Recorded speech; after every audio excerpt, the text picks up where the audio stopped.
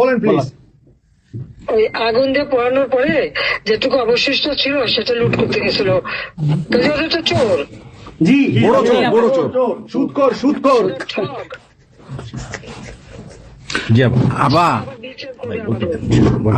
আচ্ছা, আমি জনতা তো করবেই, আমরা নিজেরা করবো, নিজের হাতে করবো। দৃষ্টান্তমূলক ফাঁসি চাই, যেটা জনগণ দেখবে, ওই ফাঁসি চাই।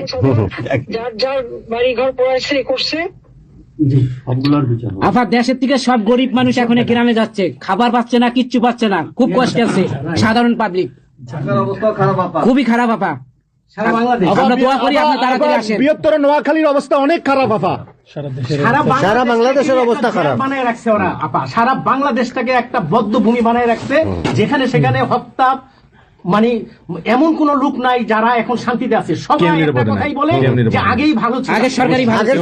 আমরা ভুল করেছি আপা, সবাই বলে, সবাই অনুতপ্ত আপা। আমরা বলেন প্লিজ বলেন আপা প্লিজ।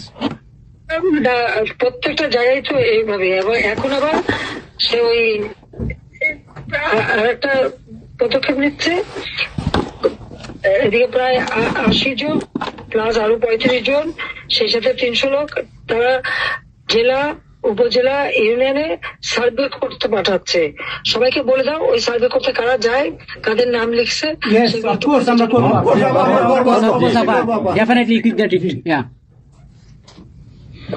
আমরা চাই আপা আপনি সুস্থ থাকেন, আপনি সুস্থ থাকলে বাংলাদেশ সুস্থ থাকবে, বাংলাদেশ ভালো থাকবে। আপনাকে আবার আমরা ফিরিয়ে এনে বাংলাদেশকে আবার এগিয়ে নিয়ে যাওয়ার জয়ের মালা পরা, আবার জয় বাংলা, জয় বঙ্গবন্ধু। জি আপা প্লিজ।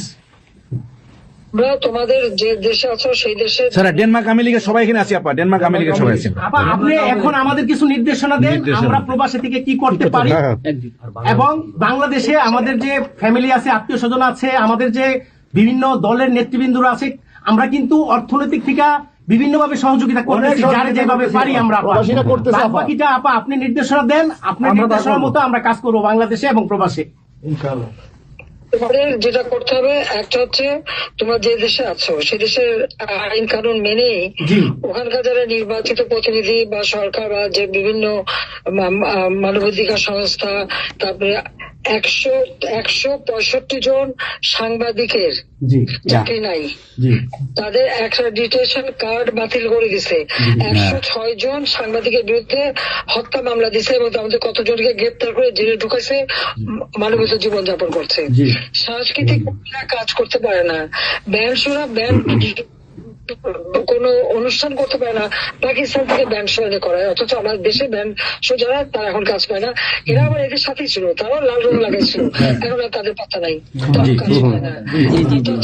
স্বীকৃতি কর্মকাণ্ড বন্ধ, সমস্ত সামাজিক নিরাপত্তা, যত গরিব মানুষ আমরা বয়স্ক ভাতা, বিধবা ভাতা, মুক্তিযোদ্ধা ভাতা যা যা দিয়েছিলাম সেগুলি সব বন্ধ করে দিয়ে সেটা মেরে খেয়ে গেছে।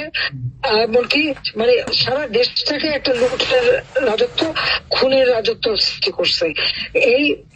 এই বিষয়টা যে মানবাধিকার লঙ্ঘন, সাংবাদিকদের উপরে নির্যাতন, সাংবাদিকদের অত্যাচার, মহিলা সাংবাদিকদের যেভাবে অপমান করছে, এই বিষয়গুলি জনমত তোমাদের তৈরি করতে পারে আন্তর্জাতিক পর্যায়ে।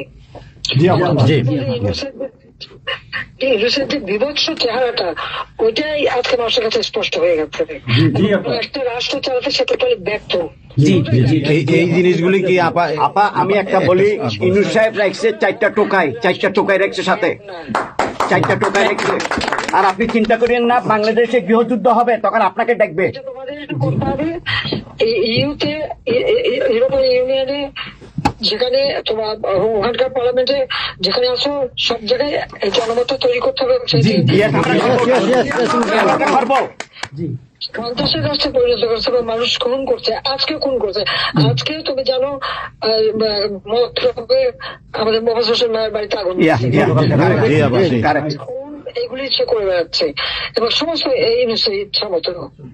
কাজে তোমরা এই বিষয়গুলি তোলো, আর আত্মীয় স্বজন, বন্ধু বান্ধব, পরিচিত